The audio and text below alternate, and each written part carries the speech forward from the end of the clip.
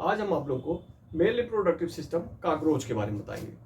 छोटा टॉपिक है लेकिन बहुत अच्छा टॉपिक है, इससे क्वेश्चन बहुत आते हैं। इस बार नीट में देखा गया था 2 से 3 क्वेश्चन यहाँ से आए।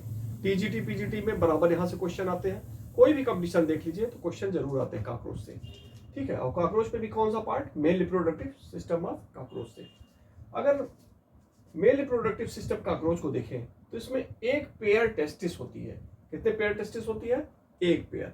और ये टेस्टिस जो होती है एक पेयर, वो पाई जाती है किसमें? ये टेस्टिस जो होती है ये 4th to 6th सेगमेंट में पाई जाती है। चौथे से छठवें सेगमेंट में पाई जाती है। क्वेश्चन पूछा जाता है टेस्टिस कहाँ पाई जाती है कॉकरोच में? चौथे से छठवें सेगमेंट में एक पेयर टेस्टिस होती है। और टेस्टिस के अंदर क्या बनता है? स्पर्म। ठीक है ना। टेस्टिस जो होती है 3 से 4 लोब होती है। देखिए 1 2 3 4, 3 से 4 लोब होती है। ये टेस्टिस आगे चलकर खुलती है एक डक्ट में। किसमें खुल रही है? एक डक्ट में। उस डक्ट को कहते हैं वास डिफरेंस। ठीक है, और वास डिफरेंस फिर आगे चलकर एक ग्लैंड में खुलेगी। वास डिफरेंस आगे चलकर एक ग्लैंड में खुलेगी। उस ग्लैंड को कहते हैं मशरूम ग्लैंड या यूट्रिकुलर ग्लैंड। तो पूछा आता है मशरूम ग्लैंड कहाँ पाया जाता है, या मशरूम ग्लैंड का दूसरा नाम क्या है? यूट्रिकुलर ग्लैंड। ठीक है, तो वास डिफरेंस कहाँ खुल रही है? एक ग्लैंड में। उस ग्लैंड को क्या कहेंगे? मशरूम ग्लैंड या यूट्रिकुलर ग्लैंड। मशरूम ग्लैंड जो होती है वो 3 प्रकार के स्ट्रक्चर से मिलकर बनी होती है। एक स्मॉल ट्यूब्यूल, एक लॉन्ग ट्यूब्यूल, एक सेमिनल वेसिकल। बहुत इंपॉर्टेंट तीनों पार्ट। एक स्मॉल ट्यूब्यूल, एक लॉन्ग ट्यूब्यूल और ये सेमिनल वेसिकल।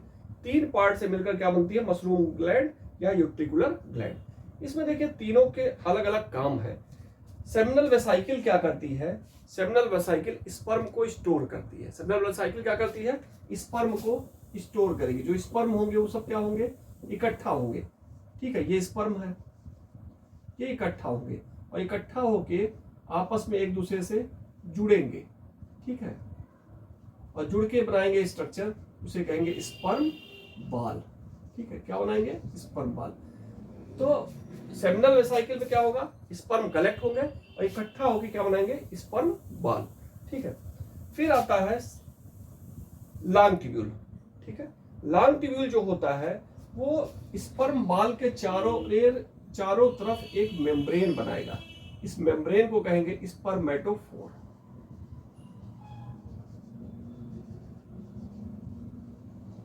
ठीक है, तो सेमिनल वेसिकल क्या किया? सेमिनल वेसिकल के अंदर स्पर्म इकट्ठा हुए, इकट्ठा होकर बाल लाइक सिस्टम बनाए, उसे कहेंगे स्पर्म बाल। स्पर्म बाल के चारों तरफ लॉन्ग ट्यूब्यूल क्या करता है? स्पर्म बाल के चारों तरफ एक मेम्ब्रेन का निर्माण करता है, उसे कहेंगे स्पर्मेटोफोर। उसके बाद आता है स्मॉल ट्यूब्यूल। स्मॉल ट्यूब्यूल जो होता है वो इस स्पर्म को क्या करेगा?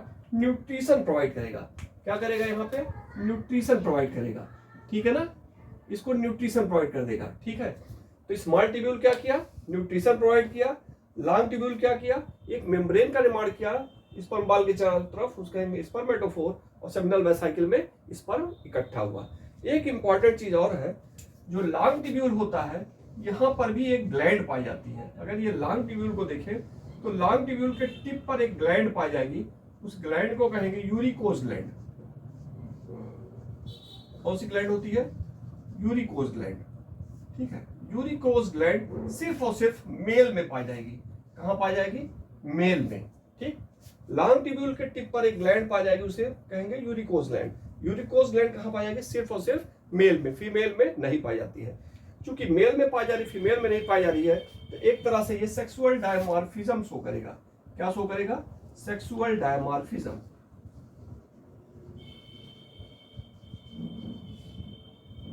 इसके आधार पर हम डिफरेंस कर सकेंगे कि कॉकरोच मेल है या फीमेल, यूरिकोज ग्लैंड के आधार पे। मेल में प्रेजेंट होता है और फीमेल में एब्सेंट। यूरिकोज ग्लैंड का काम क्या है? ये क्या करता है? स्क्रिटी प्रोडक्ट को लिम्फ से एब्जॉर्ब करता है। ठीक है, लिम्फ से क्या करेगा? स्क्रिटी जो प्रोडक्ट होंगे उसे क्या करेगा? रिमूव करेगा। इसका मेन काम किस में है? स्क्रीशन में है। पूछा था क्वेश्चन, यूरिकोज ग्लैंड का काम क्या है? स्क्रीशन में है। ठीक है, तो ये हो गया मशरूम ग्लैंड के बारे में। ठीक है, मशरूम ग्लैंड से एक डक्ट निकलती है। मशरूम ग्लैंड से एक डक्ट निकल रही है, उस डक्ट को क्या कहेंगे? Ejaculatory duct. इजैकुलेटरी डक्ट भी क्या करती है? स्पर्मेटोफोर के बाहर एक और मेम्ब्रेन बनाएगी। तो दूसरी मेम्ब्रेन जो बन रही है वो किसके द्वारा बन रही है? स्पर्मेटोफोर के द्वारा। ठीक, सॉरी, दूसरी मेम्ब्रेन जो बन रही है उसके किसके द्वारा बन रही है? इजैकुलेटरी डक्ट के द्वारा। ठीक है, फिर देखते हैं मशरूम ग्लैंड के ऊपर एक ग्लैंड और पाई जाती है। मशरूम ग्लैंड के ऊपर एक ग्लैंड और पाई जाती है, उसे कहते हैं फैलिक ग्लैंड। तो क्वेश्चन पूछा था फैलिक ग्लैंड किस में पाया जाता है? मेल काकरोच, फीमेल काकरोच, दोनों में किस में? तो किस में पाया रहा? सिर्फ और सिर्फ मेल काकरोच में। फैलिक ग्लैंड से एक डक्ट निकलती है, उस डक्ट को कहते हैं फैलिक डक्ट। फैलिक ग्लैंड से जो डक्ट निकली उसे क्या कहेंगे? Phallic duct. और फैलिक डक्ट क्या करती है? ये आउटर मोस्ट मेम्ब्रेन बनाती है किसके चारों तरफ? स्पर्मेटोफोर के। सबसे आउटर मेम्ब्रेन कौन बनाएगा? Phallic gland. तो ये क्वेश्चन इस पे पूछा आता है, स्पर्मेटोफोर कौन बना? सबसे बाहरी मेम्ब्रेन, सबसे अंदर वाली जो मेम्ब्रेन है उसे कौन बनाया? उसे बनाया लॉन्ग ट्यूब्यूल। मिडिल वाली जो मेम्ब्रेन है उसको कौन बनाया? Ejaculatory duct.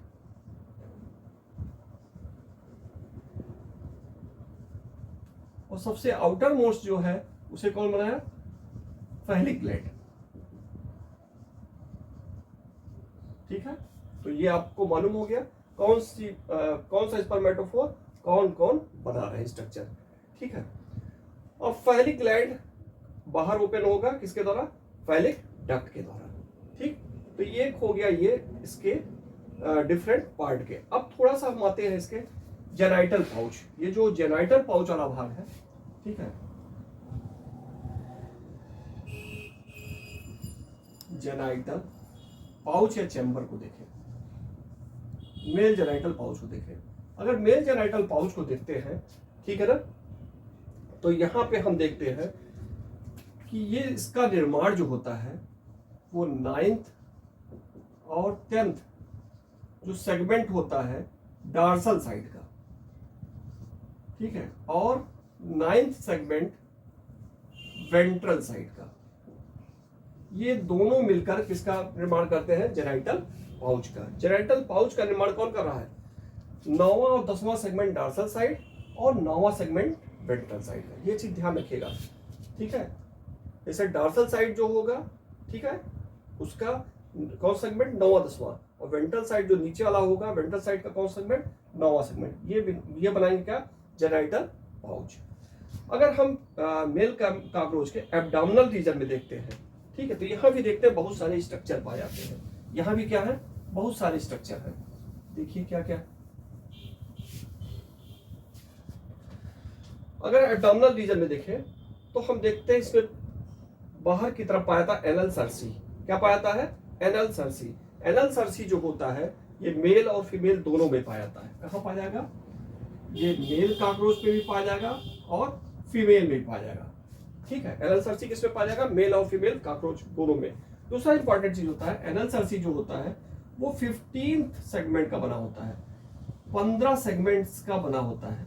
ठीक है, कितने सेगमेंट का बना होता है? 15 सेगमेंट का। 15 सेगमेंट से ये सेगमेंटेड रचना है, 15 सेगमेंट की बनी होती है anal style. Anal Cersei, sorry, anal Cersei कितने सेगमेंट का बनेगा? 15 सेगमेंट। मेल फीमेल दोनों में पाया जाएगा।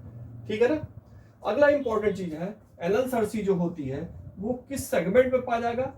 एब्डोमेन के किस सेगमेंट पाया जाएगा? ये भी ध्यान रखिएगा, क्वेश्चन पूछा आता है 10th सेगमेंट में। ठीक है, जैसे इसको देख ले, मान लीजिए ये 9 सेगमेंट, ये 8th सेगमेंट हो गया, ये 9 सेगमेंट हो गया, ये 10 सेगमेंट हो गया। तो इस 10th सेगमेंट से और यहां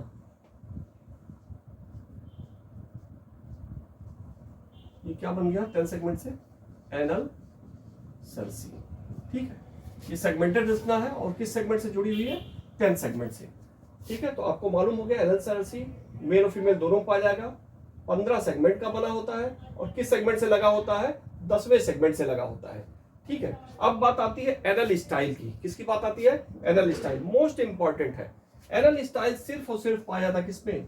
मेल में, फीमेल में अब्सेंट होता। तो ये क्वेश्चन बहुत पूछा आता है, मेल और फीमेल काकरोच में क्या डिफरेंस है? मेल में एनल स्टाइल पाया जाएगा, फीमेल में एनल स्टाइल नहीं पाया जाता है।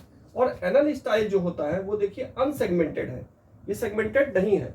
और एनल स्टाइल जो होता है वो हमेशा, ठीक है, ये एर्थ हो गया, ये नाइन्थ, हमेशा 9th सेगमेंट पाया जाएगा। कहाँ पाया जाएगा? 9th सेगमेंट में, ठीक है। एनल स्टाइल कहाँ पाया जाएगा?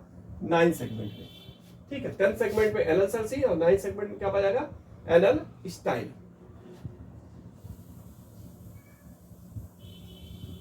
और सिर्फ कहां पाया जाएगा? एनल स्टाइल मेल में पाया जाएगा, ठीक है। फिर अब देखते हैं इसमें फैलोमियर्स, ठीक है, लेफ्ट और राइट फैलोमियर्स, टिटिलेटर और स्यूडोपेनिस पाया जाता है।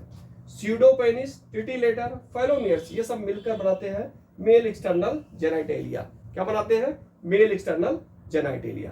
तो इस तरह हम देख रहे हैं कि मेल कॉकरोच में कौन कौन से पार्ट हैं और उसके क्या क्या फंक्शन है, ठीक है। अब इस पे हम देखते हैं जो पिछले साल के क्वेश्चंस आए हुए हैं, उस इंपॉर्टेंट क्वेश्चन को आपको दिखाते हैं।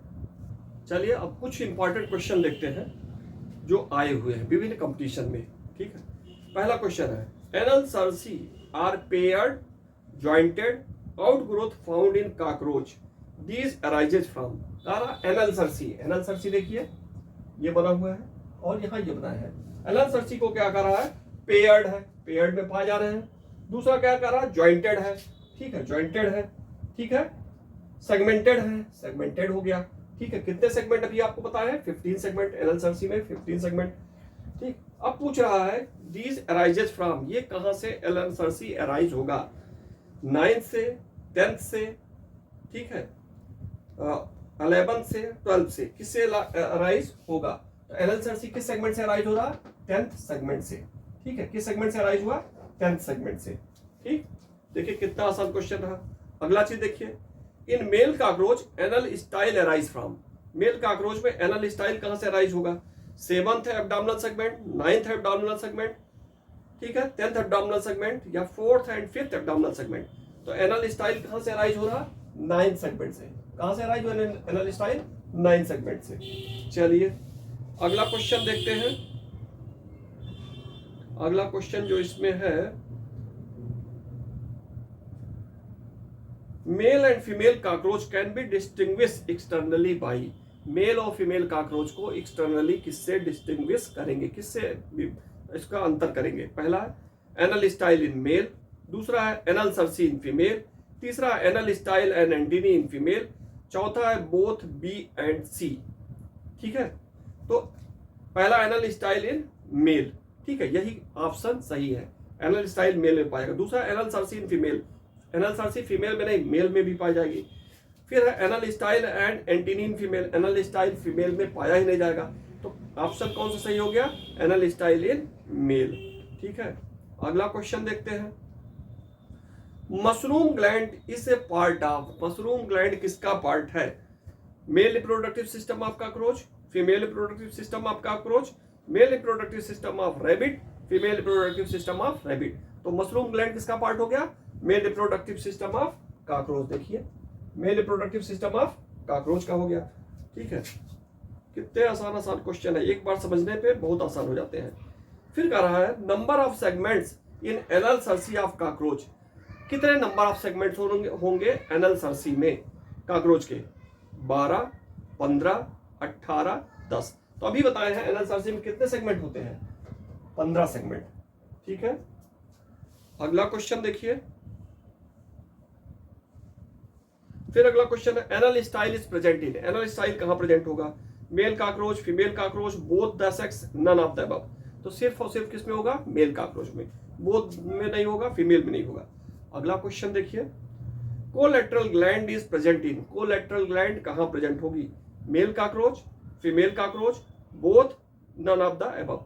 तो कोलेटरल ग्लैंड हम पढ़ाए नहीं है, यहाँ फैलिक ग्लैंड पढ़ाए हैं, मशरूम ग्लैंड पढ़ाए हैं, यूट्रिकुलर ग्लैंड पढ़ाए हैं, यूरिकोस ग्लैंड पढ़ाए हैं, ठीक है। यहाँ पे कोलेटरल ग्लैंड नहीं पढ़ाए। कोलेटरल ग्लैंड पाया जाता है फीमेल में, जो नेक्स्ट वीडियो में हम बताएंगे, ठीक है। तो ये आज का वीडियो रहा, इससे रिलेटेड जो क्वेश्चन है उसको हम लगवा दिए, ठीक है। अगर ये वीडियो आपको पसंद आया हो तो ज़्यादा से ज़्यादा लाइक करिए, दोस्तों से शेयर करिए। धन्यवाद।